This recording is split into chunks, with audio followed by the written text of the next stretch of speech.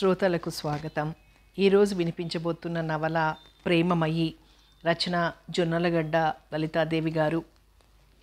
ఆ రోజు inter college music competition ఉండడం వల్ల కాలేజీ క్యాంపస్లో మహా కోలాహలంగా ఉంది. ఆనందోత్సవాలు ఉద్దీపించిన ముఖాలతో సీతాకొక చిలుకల్లా సింగారించుకున్న అమ్మాయిలు, అప్పుడే అమెరికా నుంచి విమానంలో దిగివచ్చిన దొరల్లా, రకరకాల రంగురంగుల ఉడుపుల్లో అబ్బాయిలు, పని ఉన్నా లేకపోయినా అమ్మాయిల వెనకే తిరుగుతూ మాట కలపడానికి ప్రయత్నిస్తూ హడావుడి పడిపోతున్నారు. ఆ రోజు కార్యక్రమానికి ఓల్డ్ స్టూడెంట్ రాజా సుధాకర్రావు జమీందారుని ఆహ్వానించారు.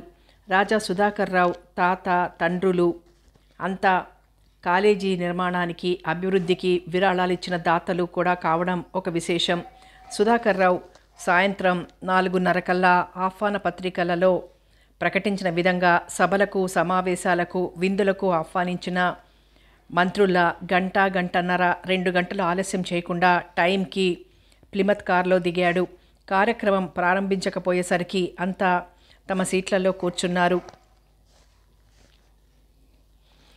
జడ్జీలుగా వ్యవహరించడానికి అంగీకరించిన women's college music professor Mekhaladevi, justice Koteswararao, cine music director జయకుమార్లు కూడా వచ్చారు. అధ్యక్షత వహించిన రాజా సుధాకర్రావు తనకు సంగీత సాహిత్యాలతో పరిచయం తక్కువని, తను అగ్రికల్చరిస్టునని, అయినా పాత విద్యార్థి యూనియన్ అధ్యక్షుడిగా తనకు కాలేజీకి గల సంబంధాలను పురస్కరించుకొని అధ్యక్షత వహించవలసిందని విద్యార్థులు అడగగానే అంగీకరించానని చెప్పాడు.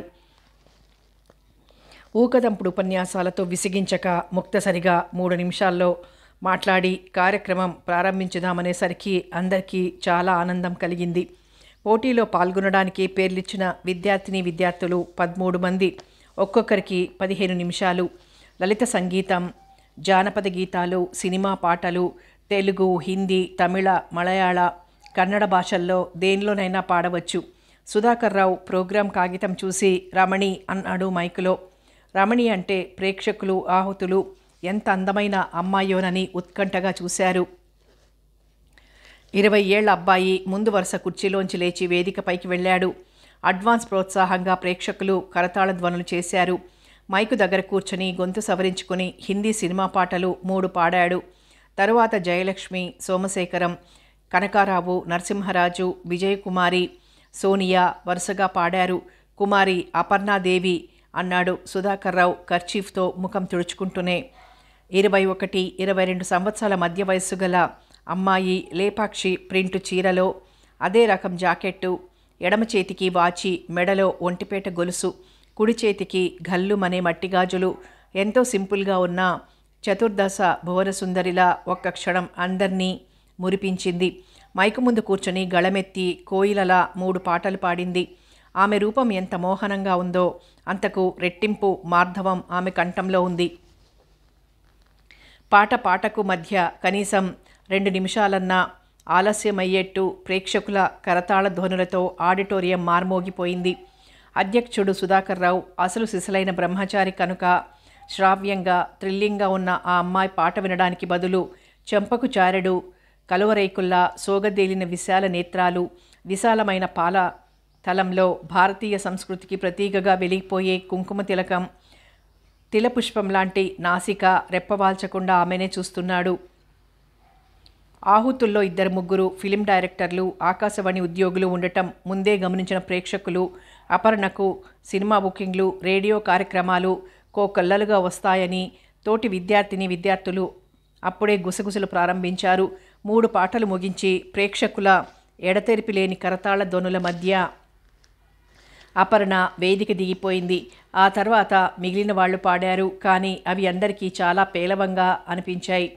ఫస్ట్ ప్రైజ్ మిస్ అపర్ణాదేవికి అన్న మాట చెవికి సోకగానే రాజా సుధాకర్రావు వదనం శరత్కాల చంద్రబింబంలా వెలిగిపోయింది. పురివిప్పిన నెమలిలా మనసు నాట్యమాడింది. అంత అందమైన యువతికి తన స్వహస్తాలతో ప్రైజ్ ఇవ్వబోవడం తన జన్మ సార్థకమైందనుకున్నాడు. సెకండ్ ప్రైజ్ అనంతరామారావుకు, థర్డ్ ప్రైజ్ సోనియా అనే అమ్మాయికి రికమెండ్ చేశారు న్యాయ నిర్ణేతలు. కొందరు దాతలు, కొన్ని కంపెనీలు ఇచ్చిన విరాళాలు, రొక్కం కానుకలు కూడా బహుమతుల్లోకి వచ్చాయి. మొదటి బహుమతి కుమారి అపర్ణాదేవి 500 రొక్కం చెల్లారామ్స్ ప్రెజెంట్ బెంగళూరు సిల్కు చీర, మోడర్న్ నావల్టీస్ అండ్ కాస్మెటిక్స్ వారిచ్చిన సౌందర్య పోషక సామాగ్రి, కాలేజీ తరపున వెండి కప్పు, మొత్తం 1000 రూపాయల విలువ అంటూ మూర్తిభవించిన సౌందర్య సౌజన్యాలతో వేదిక దగ్గరకొచ్చిన అపర్ణకు రాజా సుధాకర్ రావు బహుమతి ప్రదానం చేశాడు. దాంతోపాటు తన బహుమానంగా అతని హృదయం ఆమెకి ఇచ్చేసినట్లు ఆ క్షణంలో సుధాకర్ రావు కానీ అది అందుకున్న అపర్ణ కానీ గ్రహించలేదు. ప్రేక్షకుల కరతాళ ధ్వనుల మధ్య ఆమె వెల్లడించిన కృతజ్ఞత ఎవరికీ వినబడలేదు. తన జీవితంలో అంత డబ్బు, అన్ని కానుకలు వస్తాయని, అసలు తనకి ఫస్ట్ ప్రైజ్ వస్తుందని ఏనాడు ఊహించి ఎరగదు అపర్ణ. దూరంగా వెనక వరుసలో కూర్చుని ఉన్నాడు అపర్ణ తండ్రి శరభయ్య. కూతురు ఫస్ట్ ప్రైజ్ గెలుచుకుందన్న వార్త వినగానే అతని శరీరం ఆపాదమస్తకం పులకించిపోయింది. పక్కనే కొడుకు మాధవరావు ఉన్నాడన్న విషయం కూడా మర్చిపోయాడు. తనకున్న పిల్లలు 2, తనకి 2 కళ్ళు. కష్టపడి పెంచే పిల్లలు పైకి వస్తే తనకెంత సంతోషం. తనకే కాదు, ఏ తల్లిదండ్రులకైనా కోరేది అదే. తనకి వచ్చిన కానుకలు, డబ్బు తండ్రికి అందించింది. ఆ తరువాత అమ్మని కూడా రమ్మనలేకపోయావా అని అడిగింది. రమ్మనే అన్నాను, కానీ దానికి బొత్తిగా ప్రపంచ జ్ఞానం లేదాయే. వచ్చింది కాదు అన్నాడు రవంత విసురుగా. అపర్ణ ఏదో అనేలోగా ఆహుతులందరితో పాటు వెళ్ళిపోతున్న సుధాకర్ రావు అపర్ణని గమనించి తిరిగి వెనక్కి వచ్చి శరభయ్యను చూసి, మీ అమ్మాయా అంటూ పలకరించాడు. అంత గొప్పవాడు తనని నేరుగా వచ్చి పలకరించడంతో ఉబ్బి తబ్బిబ్బైపోయాడు శరభయ్య. అవును బాబు అన్నాడు చేతులు జోడించి నమస్కరిస్తూ. అదృష్టం, మీ అమ్మాయి అద్భుతంగా పాడింది. అంత గొప్ప పాట నా జీవితంలో విని ఉండలేదు. ఇంతకీ మీరెక్కడుంటారు, మీ అడ్రస్ ఏమిటి అని అడిగాడు. శరభయ్య కట్టుకున్న నేత పంచ, మిల్లు చొక్కా చూపిస్తూ మాధవరావు చిన్న కాగితం మీద తండ్రి పేరు, అడ్రస్సు రాసిచ్చాడు. అది చదివి జేబులో పెట్టుకున్నాడు సుధాకర్ రావు. మరి మీరెక్కడుంటున్నారు అని అడిగాడు అపర్ణని. నేను హాస్టల్లో ఉంటున్నాను, స్కాలర్షిప్ మీద BA ఫైనల్ ఇయర్ చదువుతున్నాను. అన్నట్లు వచ్చే వారంలోనేగా మీ పరీక్షలు? అవునన్నట్టు తల ఊపింది. అయితే పరీక్షలు అవగానే ఇంటికి వెళ్ళిపోతాను అంది అతని వాక్యం పూర్తి చేస్తూ. సుధాకర్ రావు ఆమె కేసు ఒకసారి చూసి వస్తాను అన్నాడే గాని వెళ్ళాలని ఉంటేగా. మీరు BA పూర్తి చేశాక ఎక్కడైనా ఉద్యోగం చేస్తారా అని అడిగాడు. ఆమెనప్పుడే వదిలి వెళ్ళడం ఇష్టం లేక. ఇది పూర్తి కానియండి, పరీక్ష పాస్ అవ్వాలి, రిజల్ట్ వచ్చాక నిర్ణయించవలసిన మాటలు అవన్నీ అంది అపర్ణ. భలేగా చమత్కరించారు. మీరు పాస్ అవ్వకపోతే ఈ స్టేట్ మొత్తం మీద ఎవ్వరూ పాస్ అవ్వరు అన్నాడు ఛాలెంజ్ చేస్తున్నట్లు. అది గమనించి తెల్లని పలువరుస కని కనిపించకుండా చిన్నగా నవ్వింది అపర్ణ. పరీక్షలు అవ్వకుండానే మీరు నా రిజల్ట్స్ చెప్పేశారంటూ వాచి చూసుకుంటుంటే అందుకున్నాడు శరభయ్య. ఇంకా వెళ్తాం బాబు, చాలా చీకటి పడిపోయింది అని. రండి నా కారులో వెడదాం అన్నాడు సుధాకర్ రావు కారు డోర్ తెరిచిపట్టి. ఎందుకులే బాబు, రిక్షా మీద వెళ్ళిపోతాం అన్నాడు శరభయ్య బిడియంగా. పర్వాలేదు రండి, మీ సందు మొదట దిగిపోదురుగానిలేండి, అంత సిగ్గైతే అన్నాడు సుధాకర్ రావు. ఇక బాగుండదన్నట్టు కారులో కూర్చున్నారిద్దరు. అక్క వెళ్ళొస్తాం అన్నాడు మాధవరావు చెయ్యి ఊపుతూ. సుధాకర్ రావు కళ్ళతోనే వీడ్కోలు చెబుతూ చెయ్యి ఊపాడు. అపర్ణ చిరునవ్వు నవ్వుతూ అతని కేసు చూసి మెల్లగా చెయ్యి ఊపింది. కారు దుమ్ము రేపుకుంటూ ముందుకు పోయింది. అక్కడికి వచ్చిన వాళ్లంతా అపర్ణ రాజా సుధాకర్ రావుతో మాట్లాడటం, ఆమె తండ్రిని తమ్ముడిని కారులో ఎక్కించుకుని తీసుకువెళ్లడం గమనించి విడ్డూరంగా చూడసాగారు. అది గమనించినట్టే తన హాస్టల్కి వెళ్ళిపోయింది అపర్ణ. ఏమిటి తల్లి, అధ్యక్షుల వారికి ఆపకుండా చెబుతున్నావు అని అడిగింది ఆమె రూమ్మేట్ మాధురి. ఆయన ఏదో అడిగారు, మనం జవాబిచ్చాం, అంతకంటే ఏముంది అంది అపర్ణ. అంతేలే, నేను మాత్రం ఏదో ఉందని అన్నానా అని అడిగింది మాధురి నవ్వుతూ. నీ మాటలెప్పుడు అంతేగా అంటూ చిరుకోపంగా చూసింది అపర్ణ. అబ్బా గ్రహించావే అంది ఉడికిస్తూ. మరి మీ అంత మేధావులం కాకపోయినా ఎంతో కొంత తెలివి నాకు ఏడిసిందిగా అంటూ పుస్తకం చేతబట్టుకుంది అపర్ణ. అపర్ణకి పరీక్షలు ప్రారంభమయ్యాయి. పుస్తకం చేతబట్టుకుని కూర్చున్న ఏదో ఒక సమయంలో రాజా సుధాకర్ రావు రూపం, అతని మాటలు గుర్తొచ్చి నవ్వుకుంటూ ఉండేది. ప్రతి మనిషి జీవితంలోనూ అనేకం అనుకోని సంఘటనలు జరుగుతూ ఉంటాయి. అలాంటిదే తనకి ప్రైజ్ రావడం కూడా అని అనుకుంటూ ఉంటుంది రోజుకొకసారైనా. ఇలాగే తీయని ఊహల మధ్య ఆమెకి పరీక్షలు పూర్తి అయ్యాయి. ఇంకా కాలేజీ హాస్టల్ అన్నింటికీ గుడ్ బై చెప్పి ఇంటికొచ్చింది అపర్ణ. మనకి ఉన్నది ఈ ఆడపిల్ల, ఆ మగపిల్లాడు ఇద్దరేగా. తల తాకట్టు పెట్టైనా ఆడపిల్లకి పెళ్లి చేసి పంపితే మన బరువు బాధ్యతలు తీరిపోతాయి అంటూ అపర్ణ వచ్చిన మర్నాటి నుంచే ప్రారంభించింది అపర్ణ తల్లి హేమాంబ. భార్య అదే పనిగా ఊదరగొడుతుంటే అసలు తన మనసులో ఏం నిర్ణయించుకున్నది కూడా మర్చిపోయాడు శరభయ్య. ఈ రోజుల్లో డిగ్రీలున్న పిల్లలకి కూడా కట్నం లేందే పెళ్ళిళ్ళు అవడం లేదు. తల తాకట్టు పెట్టాలన్నా మన తలలకి ఏ పాటు విలువుందే అన్నాడు నవ్వుతూ. ఏదో మాటలతో ఎగరగొట్టమాకండి. ఏదో చదివించాను కదా, అపర్ణని ఏదో ఉద్యోగంలో పెడితే మీకు కూర్చోబెట్టి పెడుతుందనుకుంటున్నారు కాబోలు. అదేం కుదరదు. ఆడపిల్ల సొమ్ము మనకెందుకు అంది ధాటిగా. దాని అర్జనతో బతుకుదామనా, దానికి చదువు చెప్పించింది అని కాస్త కోపంగానే అని. ఇంతకీ అపర్ణ అభిప్రాయం తెలుసుకునేదాకా ఏమి అరవకు అన్నాడు.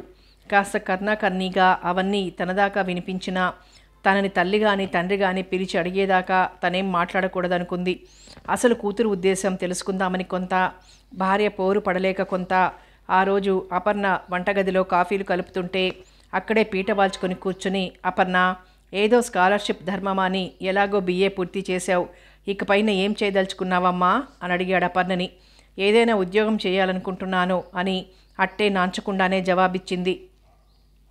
వింటూనే అందుకుంది హేమాంబ. నిన్ను చదివించింది నీ చేత ఉద్యోగాలు చేయించడానికి కాదు, ఏదో కాస్త మంచి చెడ్డ తెలుస్తుందని. పెళ్లి చేసుకుని సుఖంగా పిల్లా పాపలతో కళకళలాడాల్సిన వయసులో తలమ్ముకొని ఈదురో అంటూ ఉంటావేమిటి అంటూ గట్టిగానే మందలించేసరికి విసుగ్గా చూసింది అపర్ణ. ఇప్పటినుంచి పెళ్లి చేసుకుని బిడ్డల్ని కని పెంచుతూ కూర్చోనా? ఇంత కష్టపడి స్కాలర్షిప్ సంపాదించి చదువుకున్నది అప్పుడే పెళ్లి చేసుకుని వెళ్ళిపోవడానికా అంది అపర్ణ. 4-5 సంవత్సరాలన్నా ఉద్యోగం చెయ్యని ఆడపిల్ల అంటే అంతే. ఇప్పటికే నీక 20 ఏళ్ళు వచ్చాయి. ఇంకా 4-5 ఏళ్ల ఉద్యోగం అంటే 24-25 ఏళ్ళలో వస్తాయి. అప్పుడే 35-30 వయసున్న వారు రావాలి. సంబంధాలు దొరకడం కష్టం. అందుకే ఏ వయసులో ఆ ముచ్చట జరగాలి. ఇంక తల్లితో వాదించడం దేనికన్నట్టు మౌనం వహించింది అపర్ణ. అపర్ణ ముఖంలోని భావాలు చదువుతూ శరభయ్య కాఫీ తాగటం ముగించాడు. కానీ అపర్ణ మటుకు నేను ఖచ్చితంగా ఉద్యోగం చేసి తీరుతాను అని తల్లితో చెప్పకపోతేనే అని మదన పడుతున్న సమయంలో బయట కారాగిన చప్పుడైంది. ఉలిక్కిపడిన హేమాంబ గుమ్మం యువతలకొచ్చి తమ ఇంటి గుమ్మం ముందు ఆగిన కారుని విడ్డూరంగా చూడసాగింది. ఖరీదైన బెనారస్ పట్టుచీర, వంటెడు నగలతో గజలక్ష్మీదేవిలా ఉన్న ఆమె వెనకాల రాజా సుధాకర్రావు అతని చెయ్యి పట్టుకుని 6 ఏళ్ల అమ్మాయి క్రిందికి దిగారు. ఫ్రంట్ సీట్లో కూర్చున్న రామేశ్వర శాస్త్రి పొడుం డబ్బి తీసి ఒకసారి పట్టుపట్టి, శరభయ్య గారు అంటూ లోపలికి వచ్చేశాడు. అపరిచితుని కంఠం వింటూ ఆదరాబాదరాగా బయటకొచ్చాడు శరభయ్య. ఏమయ్యా శరభయ్య, నీకు నేను గుర్తున్నానా? 15 ఏళ్ల క్రిందట రావి చెట్టు అగ్రహారంలో కొత్వాల్ చావిడి దగ్గర పక్కపక్క వాటాల్లో కాపురం ఉన్నాం. నా పేరు రామేశ్వర శాస్త్రి అంటూ గడగడా చెప్పాడు రామేశ్వర శాస్త్రి. అయ్యో గుర్తులేకేం, రండి రండి అంటూ ఇంకాస్త ముందుకొచ్చి రాజా సుధాకర్రావును చూసి సంభ్రమంగా లోనికి ఆహ్వానించాడు. 2 చేతులు జోడించి నమస్కరిస్తూ శరభయ్య గజలక్ష్మిలా మొయ్యలేనని నగలతో వచ్చిన చంద్రావతమ్మను చూసి పేదరికానికి ప్రతీకగా ఉన్న హేమాంబ తమ పేదరికానికి తానే సిగ్గుపడుతూ లోపలికి ఆహ్వానించి మూలను ఉన్న చాప వేసింది. తాగిన కాఫీ గిన్నెలన్నీ బోర్లించి దొడ్లో పడేసి తోముతున్న అపర్ణ దగ్గరకు పరుగున వచ్చాడు మాధవరావు.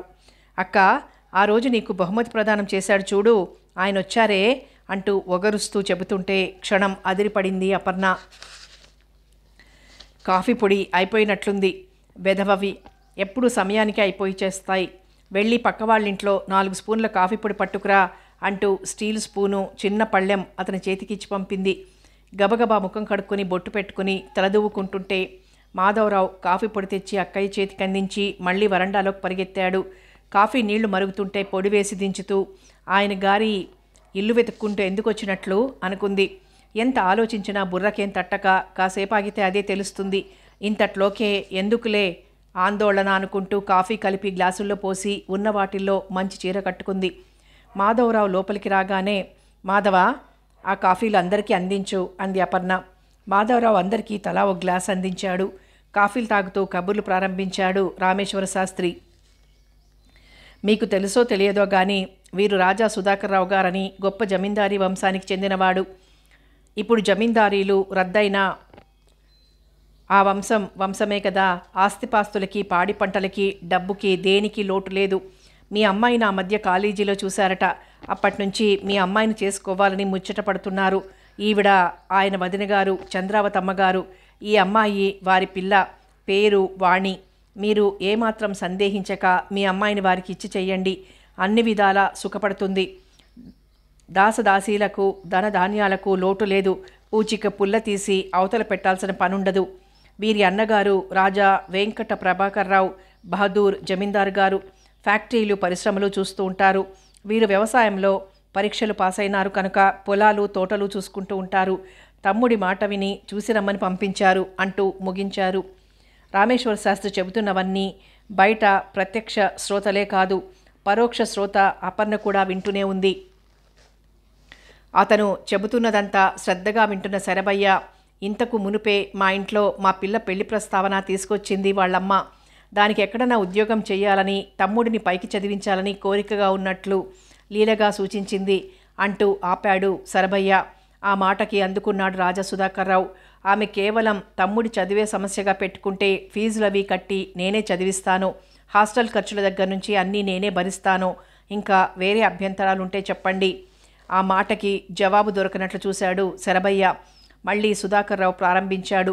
ఇంకా ఆమెకి ఉద్యోగం మీద ఉబలాటంగా ఉంటే మా అన్నయ్య గారి ఫ్యాక్టరీలోనే సెక్రటరీ పని ఇప్పిస్తాను.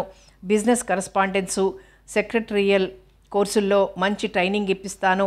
అసలింతకీ మీ అమ్మాయిని ఇలా పిలవండి అంటూ ఆగాడు.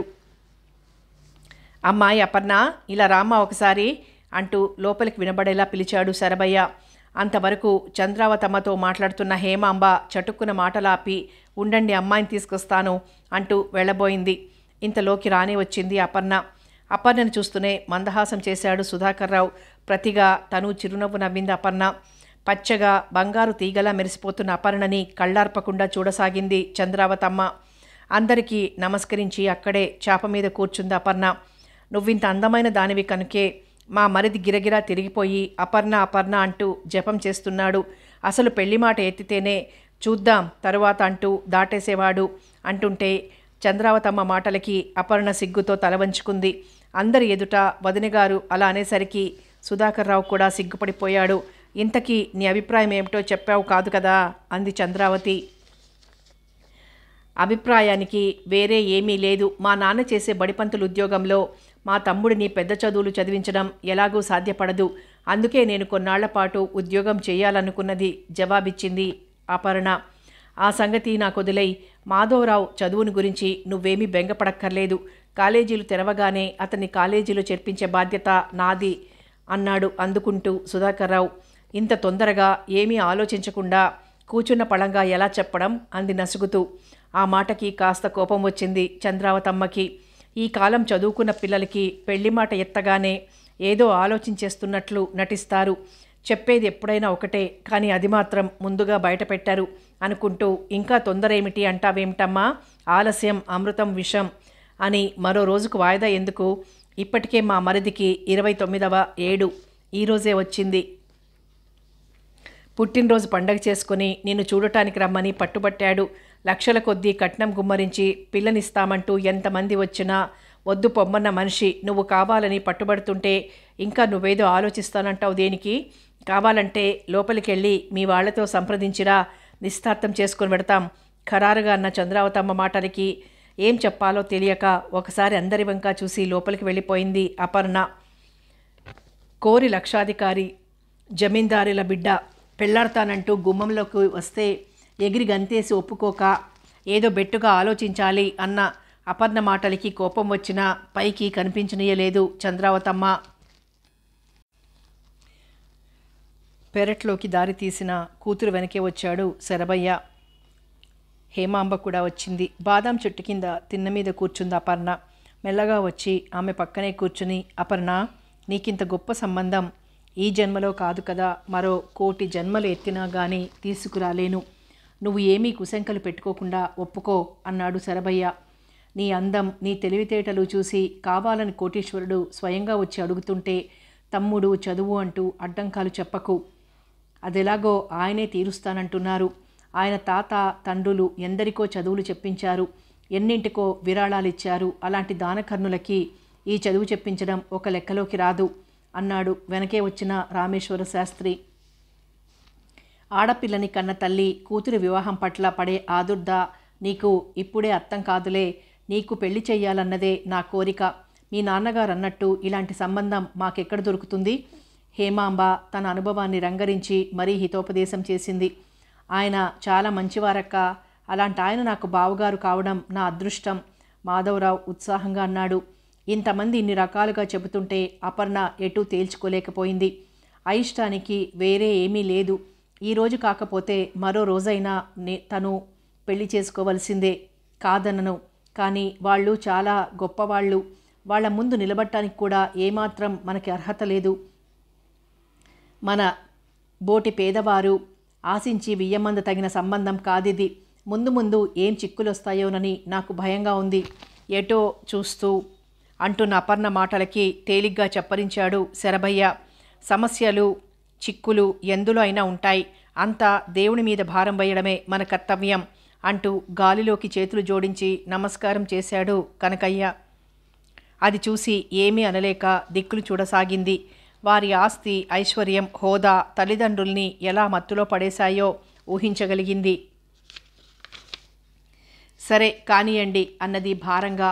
కూతురి నోటి వెంట ఆ మాట రావడమే తడవుగా గబగబా లోపలికి పరిగెత్తాడు శరభయ్య. అమ్మాయికేమీ అభ్యంతరం లేదట అన్నాడు సంతోషంగా. ఆ మాటతో చంద్రబింబంలాగా వెలిగిపోయింది సుధాకర్రావు ముఖం. చంద్రావతమ్మ ముఖం చాటంత చేసుకుని అపర్ణ తెలివి తక్కువ ఉదయం కాదులేండి అంటూ దీర్ఘం తీసింది. అన్నట్లు అమ్మాయి జాతకం ఉందా? రామేశ్వర శాస్త్రి ప్రశ్న. మాకు బిడ్డ పుట్టగానే జాతకం రాయించడం అలవాటు అంటూ పెట్టెలు సందులు వెతకడానికి బయలుదేరాడు శరభయ్య. అపర్ణ కేసు ఒకసారి చూసి చూడనట్లు చూసి అన్నట్లు అడగటం మర్చిపోయాను. పెళ్లి కూతురికి పాటలొచ్చా అని అడిగాడు చిలిపిగా. అబ్బే రావండి అంది అమాయకంగా ముఖం పెట్టి. ఆ క్షణంలో ఆ ఇల్లులా కనిపించలేదు. ఒకనాటి అంతర్కళాశాల పాటల పోటీ వేదికగా అందులో మైకు దగ్గర నిలబడిన అపర్ణ, చెంపకు చేయి చేర్చి పాటలు వింటున్న సుధాకర్రావు గత స్మృతులలో పడిపోయారు. ఇద్దరి పెదవులపైన చిరునవ్వు గంతులు వేసింది. పాటలు రాకుండానే మొన్న అన్ని బహుమతులు ఎలా కొట్టేశావక్క? వేళాకోళంగా అడిగాడు మాధవరావు. ఏమో మరి, ఇచ్చిన పెద్ద మనిషి పక్కనే ఉన్నాడుగా, అడుగు. రికమెండేషన్. న్యాయమూర్తులంతా ఏకగ్రీవంగా చెబితే ప్రైజ్ ఇవ్వకేం చేస్తారట? సరే బాగుంది. ఇప్పుడు ఇక్కడికి ఎవరి రికమెండేషన్ మీద వచ్చారో అడుగు. జడ వెనక్కి వేసుకుంటూ అడిగింది. నా మనస్సు ఆవిడ అందం రికమెండ్ చేస్తేనే నోయి వచ్చింది. మరేం చేస్తాం, ఇది రికమెండేషన్ల యుగం తడుముకోకుండా జవాబిచ్చాడు. వారిద్దరిని ముచ్చటగా చూడసాగింది చంద్రావతమ్మ.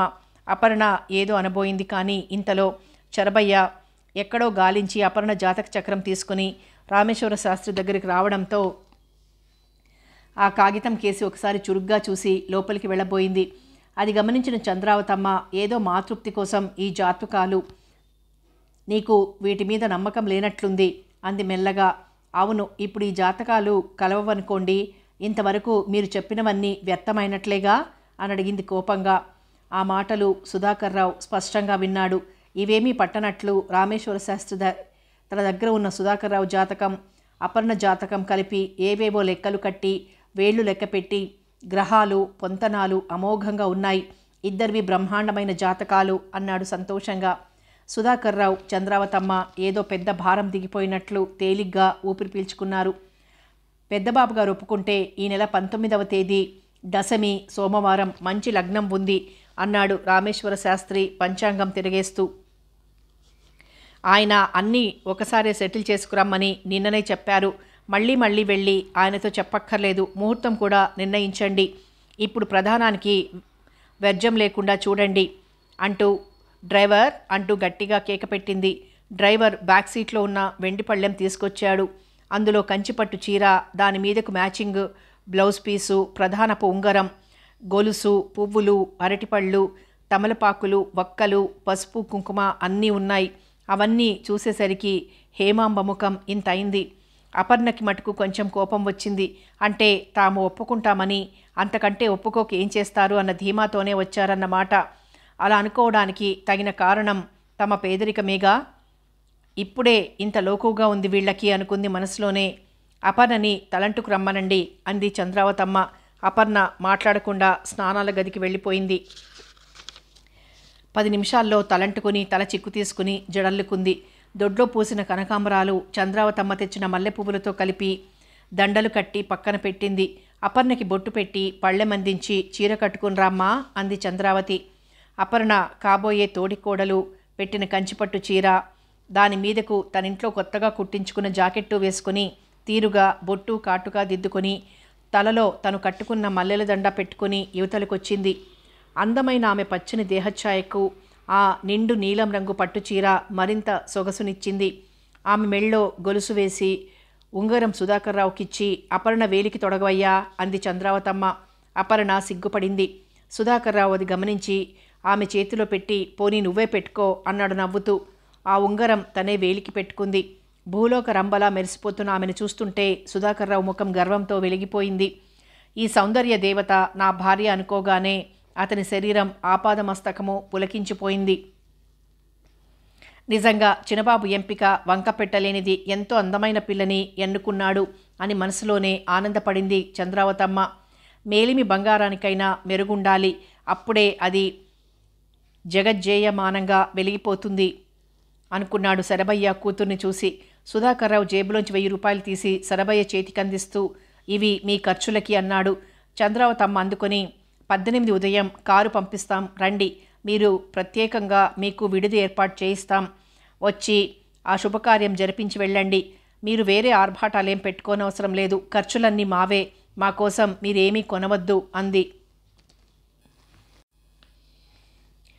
హేమాంబ శరభయ్యలు ఆనందంతో పరవశించిపోయారు. కాబోయే అల్లుడి ఔదార్యానికి చంద్రావతమ్మ మంచితనానికి మంత్రముగ్ధులైపోయింది. అన్నింటికీ తల ఊపుతుంటే ఇవన్నీ చూస్తున్న అపర్ణకి మటుకు ఒళ్ళు మండిపోతోంది. చంద్రావతమ్మ లేవడం చూసి సుధాకర్రావు, ఆ వెనుక రామేశ్వర శాస్త్రి అంతా లేచారు. చంద్రావతమ్మ అపర్ణ వంక చూసి వెళ్ళొస్తాం చెల్లలా అంటూ మందహాసం చేసింది. సుధాకర్రావు ఆమె వంక చూస్తూ వెళ్తున్నామంటూనే కళ్ళతో సైగ చేశాడు. అతని చూపులతో చూపులు కలపలేనట్లుగా సిగ్గుతో తలదించుకుంది అపర్ణ. కారు వెళ్ళిపోయింది. హమ్మయ్య అంటూ పెద్ద బరువు దిగిపోయినట్లు నిట్టూర్చింది అపర్ణ. అదేమిటక్క అలా అంటున్నావు, హమ్మయ్య పీడ విరగడైంది అన్నట్టు అన్నాడు మాధవరావు. అది అంతేలేరా, వాళ్ల ముందు నిలబడాలంటేనే ఏదో భయం భయంగా లేదురా, వాళ్ళున్న కాసేపు నా ప్రాణానికి బందికానాలానే ఉంది అంటున్న అపర్ణ మాటల్ని మధ్యలోనే అడ్డుకుంది హేమాంబ. నీ నోటికి ఎంతొస్తే అంతేనా అపర్ణ, నీకెంత అదృష్టం లేకపోతే అలాంటివాడు నిన్ను పెళ్లి చేసుకుంటానని ఇంటికొస్తాడు, అదేదో సామెతలానే ఉందిలే, కావాలని గుమ్మంలోకి వచ్చాడు కదూ, అది చులకన అంటూ విసుగ్గా కూతుర్ని మందలించింది హేమాంబ.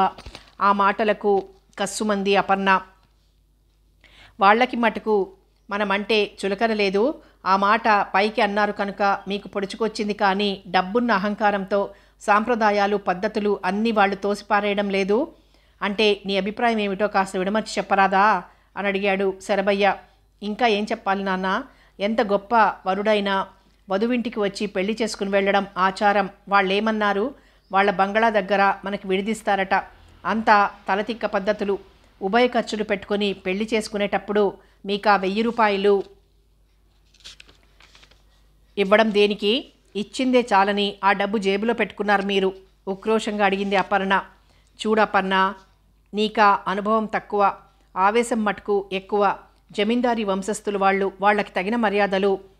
ఈ పూరి కొంపలో బతికే మనం ఏం చేయగలం, పెళ్లి ఖర్చులకంటూ మన దగ్గర డబ్బేది, మన చుట్టాలకైనా మనం ఒక పూట భోజనం పెట్టుకోవద్దా, వాళ్ళు కారు పంపిస్తాం రమ్మన్నప్పుడు మనకి మాత్రమే వెళ్ళే అవకాశం ఉందిగా, మన తాలూకా బంధువులనందరినీ వెంట పెట్టుకుని వెళ్ళే పరిస్థితి కాదుగా.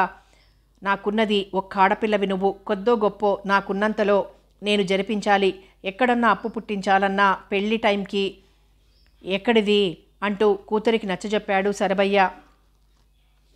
ఏమో నాన్న, ఈ పద్ధతులన్నీ మీకు వాళ్ళకి బాగున్నాయేమో, కానీ నాకు మటుకు చెడ్డ చిరాగ్గా ఉన్నాయి అంటూ విసురుగా అంది అపర్ణ.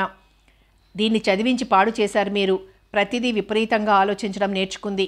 కూతురు మాటలకి జవాబు ఇవ్వడం చేతకాక మెతకగా కనిపించిన భర్తని జాడించింది హేమాంబ.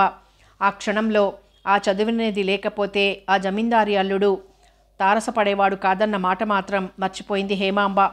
వాళ్ల గొప్ప వాళ్ళది, నీ గొప్ప నీది. వాళ్ళకి డబ్బుంది, నీకు చదువు, అందం, తెలివితేటలు అన్నీ ఉన్నాయి.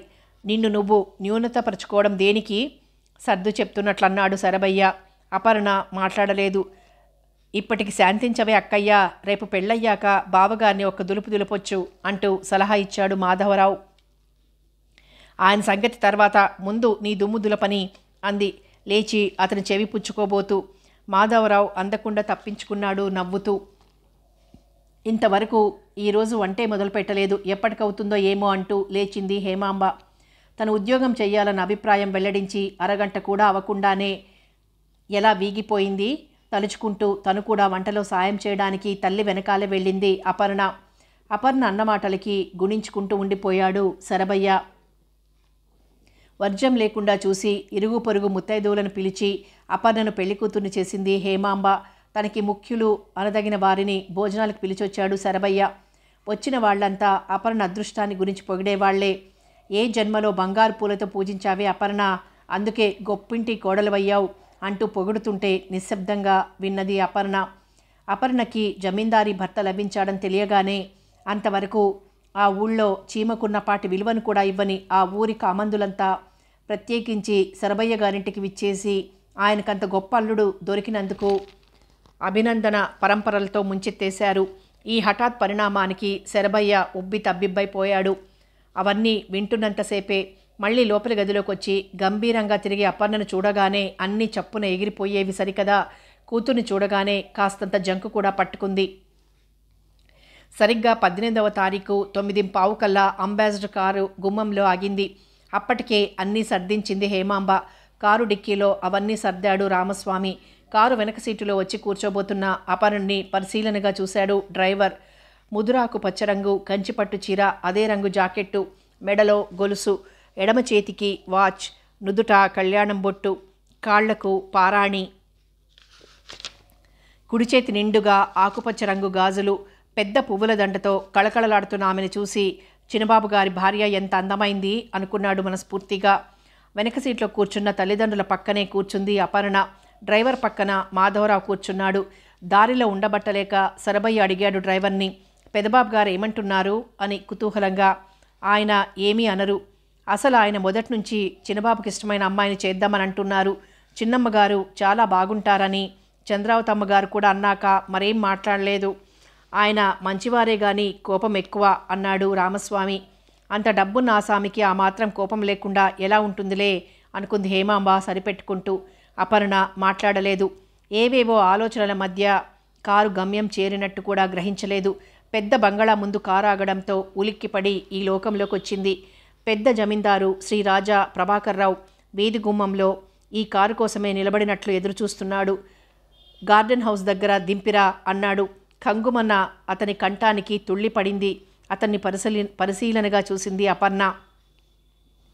అతనే రాజా సుధాకర్రావు గారి అన్నగారని కూడా గ్రహించింది. ఖరీదైన గ్లాస్కో పంచ, మైసూరు సిల్కు లాల్చి, గోల్డ్ ఫ్రేమ్ కళ్ళజోడు, చేతికి గోల్డ్ రిస్ట్ వాచి, జమీందారు దర్జా అంతా మూసపోసుకున్నట్లు టీవీగా నిలబడి ఉన్న ప్రభాకర్రావుని చూశాక ఆమెకి ఏమంత సదభిప్రాయం కలగలేదు. ఈ అన్నగారితో ఆ తమ్ముడిని పోల్చుకుంటే ఇంత కోపిష్టైన అన్నగారికి నిదానస్తుడైన తమ్ముడు ఉండటం సహజం. అయినా తనకి బావగారితో ఏం పని, ఇతనెలా ఉంటే తనకేం అనుకుంది ఆలోచనలు కట్టిపెట్టుకుంటూ. కారు తిరిగి బయలుదేరి తోటలోని బంగళా దగ్గర ఆగింది. అపర్ణ మెట్లెక్కబోతుంటే నల్లపిల్లి పరిగెత్తుకుంటూ వచ్చింది.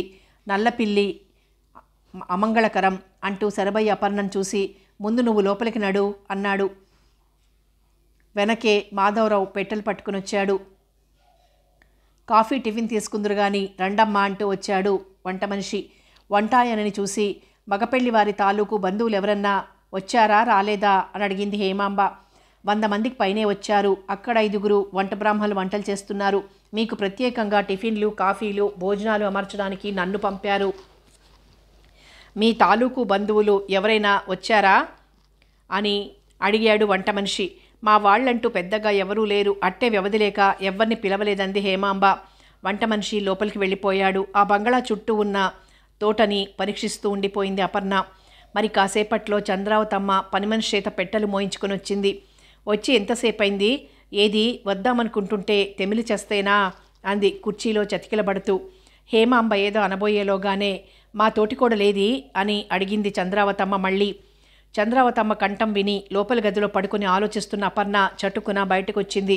ఇలా రా, నేను ప్రత్యేకించి నీకోసమే ఇంత హడావుడిలోనూ వచ్చింది అంటూ పెట్టెలు ఒక్కొక్కటి బూడదెయ్యసాగింది. ఇదిగో ఈ చీర లగ్నం టైంలో కట్టుకోమన్నారు మీ బావగారు. ఈ గాజులు వేసుకో, దీని మీదకి ఈ నెక్లెస్ పెట్టుకో, ఆ చీర మీదకి ఆ నెక్లెస్సు, ఆ దుద్దులు, ఆ గాజులు వేసుకో, ఇవన్నీ సెట్గా తెప్పించాం అంటూ వరసనే చెప్పుకుపోతుంటే పెదవి పంటి క్రింద నొక్కిపట్టి గంభీరంగా వినసాగింది అపర్ణ. ఆఖరణ మరో సెట్టు తీసి, ఇవి రేపు రాత్రికి డిన్నర్ ఉంది, పెద్ద పెద్ద వాళ్ళంతా వస్తారు, అప్పుడు పెట్టుకోవాల్సినవి అంటూ అపర్ణ చేతికి అందించింది చంద్రావతమ్మ. మౌనంగా అందుకుంది అపర్ణ. వెండి జరి ముద్దలుగా మెరిసిపోతున్న ఆ చీరలను, కళ్ళు మిరిమిట్లు గొలుపుతున్న ఆ నగలను కళ్ళింత చేసుకుని చూడసాగింది హేమాంబ. ఏమీ లేని పిల్ల కదా, ఈ నగలు చీరలు చూసి మురిసి అక్కడే మూర్చపోతుంది అనుకున్న చంద్రావతమ్మ అతి సాదాగా చూసి అంతకంటే మామూలుగా ఆ నగలందుకుని పక్కన పెట్టిన అపర్ణను చూసి తలక్రిందులైంది. కనీసం తల్లి చూపించినంత ఆసక్తి కూడా కనబరచలేదే అనుకుంది నిష్ఠూరంగా. ఇంతలో వంట మనిషి ట్రేలో కాఫీ టిఫిన్లు తీసుకొచ్చాడు. అరే, ఇంకా పలహారాలు చేయలేదా అని అడిగింది ఆశ్చర్యంగా. ఆ మాటకి అపర్ణ మందహాసం చేసింది. ఒక ప్లేట్ అందుకుని చంద్రావతమ్మకు అందించింది. వద్దులే తల్లి, ఇప్పటికే 4 సార్లు తిన్నాను అంది. 4 సార్లు తిన్నవారికి 5వసారి తినడానికి ఆక్షేపణ దేనికి? బాగుంది, మా ఇంట్లో మాకు మర్యాదలు చేస్తున్నావా అని అడిగింది అతిశయంగా చంద్రావతి. నేను ఇకపై మీ ఫ్యామిలీ మెంబర్నే కదా, మీ మరిదిగారి తరపున మర్యాద చేస్తున్నాననుకోండి అంది అపర్ణ. గడుసుదానివే మొత్తానికి, ఏమో అనుకున్నాను అంటూ అందుకుంది చివరికి. ఆమెతో పాటు అంతా అందుకున్నారు. ప్లేట్ ఉప్మా ఆరగించి గ్లాసుడు కాఫీ తాగింది చంద్రావతమ్మ. ఇంకొస్తానమ్మా, ఆలస్యమైన కొద్దీ ఇంకా రాలేదేం అంటూ మీ బావగారు ఎగిరిపడతారు అంటూ సెలవు పుచ్చుకుంది. బంగళా చేరాక రాజా ప్రభాకరరావు కూర్చుని ఉండగా విడిది విశేషాలన్నీ చెప్పసాగింది చంద్రావతమ్మ.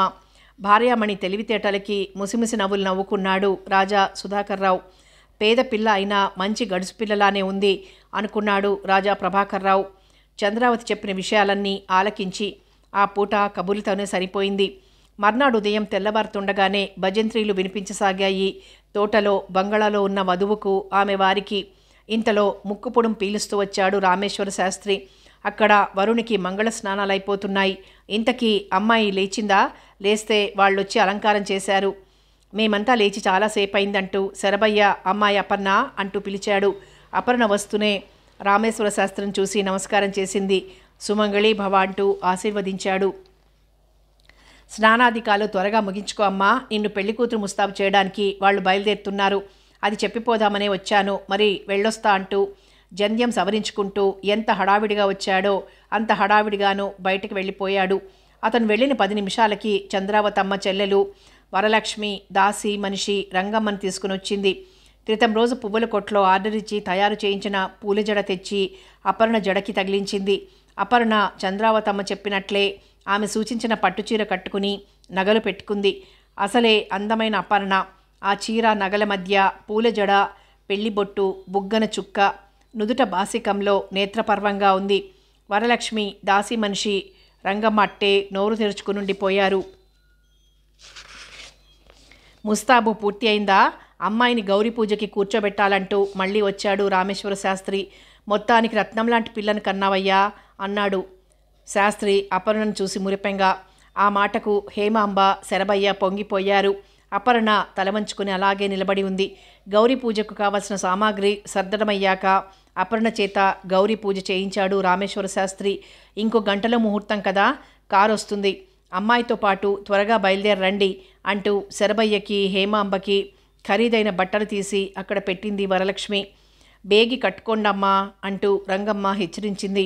అవి కట్టుకుని గాని కన్యాదానం చేయడానికి వీలు లేదని ప్రభాకర్రావు గారి ఆజ్ఞ ఉంటుంది అనుకుంది అపర్ణ. ఆమె తలుపు గుండా తోటలోకి చూస్తూ 2 నిమిషాలు అలా ఏదో ఆలోచిస్తూ ఉండగానే అక్క అన్న పిలుపు వినిపించింది. అటు తిరిగి చూసేసరికి మాధవరావు ఖరీదైన ప్యాంటు, ఫుల్ హ్యాండ్స్ షర్టులో కొత్తగా కనిపించాడు.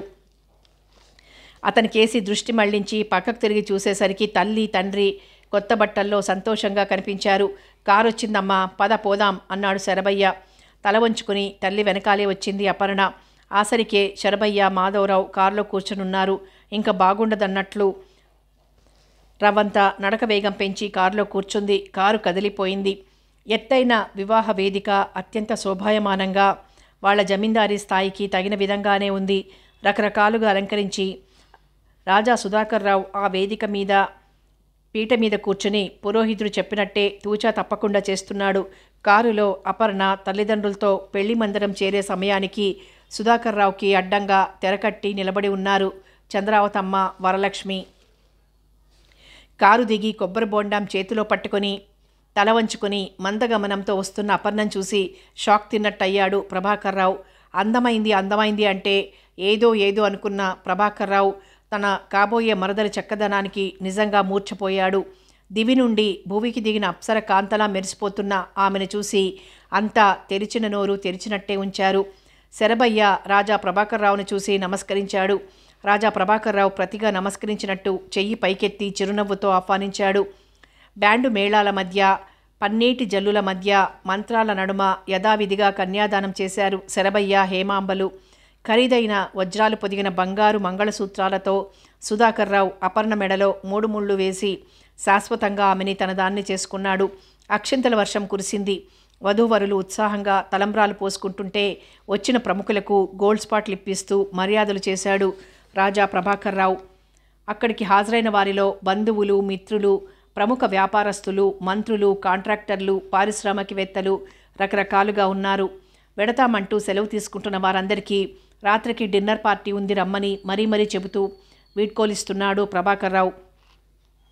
సాయంత్రం తేనీటి విందుకు చాలామందే వచ్చారు. ప్రముఖ గాయకుల పాట కచేరీ, కుమారి సులోచన నాట్య ప్రదర్శన జరిగింది. తీర్చిదిద్దినట్లున్న అంగసౌష్ఠవం, అంతకు మించిన నృత్య పరిజ్ఞానం కలిగి మనోహరంగా చేసిన సులోచన నాట్య ప్రదర్శన అందరినీ ఆకర్షించింది. నందనోద్యానవనంలా అలంకరించబడి నియాన్ దీపాల వెలుగులో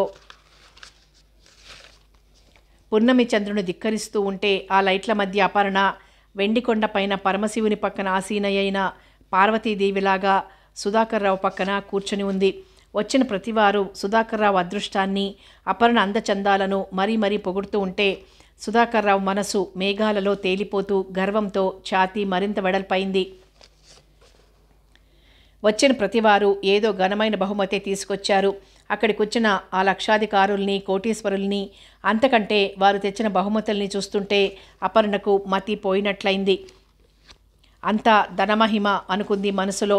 ఆ రాత్రి తారాజువ్వల టపాసుల ఆర్భాటాల మధ్య ఘనమైన విందు జరిగింది. శరభయ్య, హేమాంబ మామూలుగా అందరి మధ్య కూర్చుందామనుకున్నారు. అది గ్రహించినట్టు డ్రైవర్ ఇటు రండమ్మా అంటూ ఓ పక్కకు తీసుకువెళ్ళాడు. ఇక్కడ కూర్చొని టిఫిన్ తీసుకోండి అంటూ చూపించాడు. అక్కడే కూర్చున్నారు శరభయ్య, హేమాంబ, మాధవరావులు.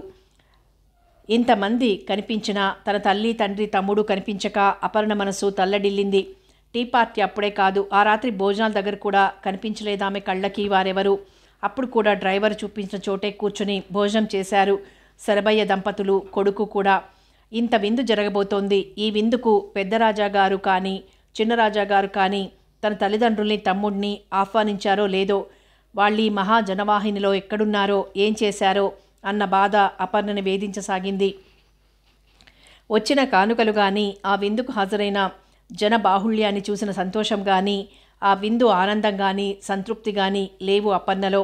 అలా మదన పడుతున్న ఆమె చెవులకు మా మరిది ఏదో పాటల పోటీల్లో చూశాడట ఆ పిల్లని. అప్పటినుంచి ఆ పిల్లే కావాలంటూ గొడవ మొదలెట్టాడు. ఏదో అతను ముచ్చట పడుతున్నాడని, ఆ పిల్ల అందచందాలు, చదువు, సంగీతం అన్నీ చూసి ఏమీ లేని పిల్లే అయినా మా మరిది కావాలని పట్టుబట్టాడు కనుక అతని మీద అభిమానం కొద్దీ ఈ వివాహం జరిపించాం అంటూ చంద్రావతమ్మ మైక్ అక్కర్లేకుండా 3 మైళ్ళు వినిపించేంత కంఠంతో చెప్పడం వినిపించింది. క్షణంలో ఈ వార్త దావాననంలా అక్కడున్న వారందరి మధ్య వ్యాపించింది.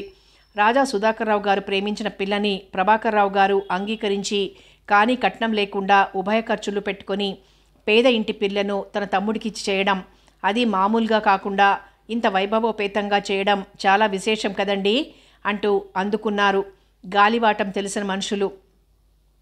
అంత ఘనంగా కీర్తిస్తుంటే తనంత ఔదార్యవంతుడు, ఉదాత్తుడు 14 లోకాల్లో ఎక్కడా లేడని గర్వపడ్డాడు రాజా ప్రభాకర్ రావు. ఈ అభినందనల పరంపరకి ఉక్కిరిబిక్కిరయ్యాడు సుధాకర్ రావు. మరదలింత గాయనీమణైతే ఒక్క పాటన్నా పాడించలేదేమోయ్ అంటూ రాజా ప్రభాకర్ రావుకి అత్యంత సన్నిహితులైన మంత్రి ఉత్తములెవరో ప్రశ్నించారు. అసలే ఆనంద తరంగ మాలికా డోలికల్లో ఊగిలాడుతున్న ప్రభాకర్ రావు సరాసరి ఆమాత్యవర్యులే అడగడంతో మరదల దగ్గరికి వెళ్ళి, నీ కమ్మని కంఠంతో ఒక్క పాట పాడమ్మా, అప్పుడు గాని ఈ విందు రక్తి కట్టదు అంటూ చెప్పి తిరిగి తన కుర్చీలో కూర్చున్నాడు. చంద్రావతమ్మ మాటలు, వచ్చిన ఆహుతులంతా అంటున్న మాటలు అన్నీ వింటూనే ఉంది అపర్ణ. వింటున్న కొద్దీ అవమాన భారంతో తల నేలనంటుకుపోతూనే ఉంది. తమ పేదరికం పెద్ద రాకాసిలా వికటాట్టహాసం చేస్తూ ఎదురుగా నిలిచినట్లుంది ఆమె ప్రాణానికి. ఇప్పుడు రాజా ప్రభాకర్ రావు వచ్చి పాట పాడమని అడగడం పిల్లికి చెలగాటం, ఎలుకకి ప్రాణ సంకటంలా ఉంది ఆమె పరిస్థితి. అన్నయ్య అడుగుతున్నాడు, అట్టే బెట్టు చేయక పాట పాడు అంటూ సన్నగా చెప్పాడు సుధాకర్ రావు. ఇక బాగుండదని ఓ పాట ప్రారంభించింది. సహజంగా ఆమెకి పాటలంటే ఉన్న ప్రేమ కొద్దీ అయిష్టంగా మొదలుపెట్టిన క్షణంలో ఆ పాటలో లీనమైపోయింది. అందరూ అనుకున్న దానికంటే చాలా బాగా పాడింది. వింటున్న వాళ్లంతా మంత్రముగ్ధులైపోయారు. పాట పూర్తి అయ్యాక అభినందనలతో ముంచెత్తేశారు అపర్ణని. యథాశక్తి మరోసారి సుధాకర్ రావుని, ప్రకాష్ రావుని పొగిడి తిరుగుముఖం పట్టారంతా. అంతవరకు మెడలో ఆ బరువైన పూలదండల్ని మోయలేక మోస్తున్న అపర్ణ అవన్నీ మెల్లగా తీసి పక్కన పెట్టింది. రాజా సుధాకర్ రావుతో కలిసి బంగళా లోపలికి అడుగుపెట్టింది. ఆ రాత్రికే శోభన ముహూర్తం. చంద్రావతమ్మ మెల్లగా అన్న స్పష్టంగా విన్న అపర్ణ సిగ్గుతో మొగ్గలా అయింది. రాజా సుధాకర్ రావు అక్కడి నుంచి ఎప్పుడో మాయమయ్యాడు. అపర్ణ మౌనంగా తనకి కేటాయించిన గదిలోకి వెళ్ళిపోయింది. అక్కడ కనిపించింది హేమాంబ. తల్లిని చూసేసరికి పోయిన ప్రాణం తిరిగొచ్చినట్లయింది ఆమెకి. అమ్మా, మీరంతా భోజనాలు చేశారా? సాయంత్రం టీ పార్టీకి వచ్చారా? వీళ్ళు రమ్మని పిలిచారా అని అడిగింది ఆదుర్దాగా.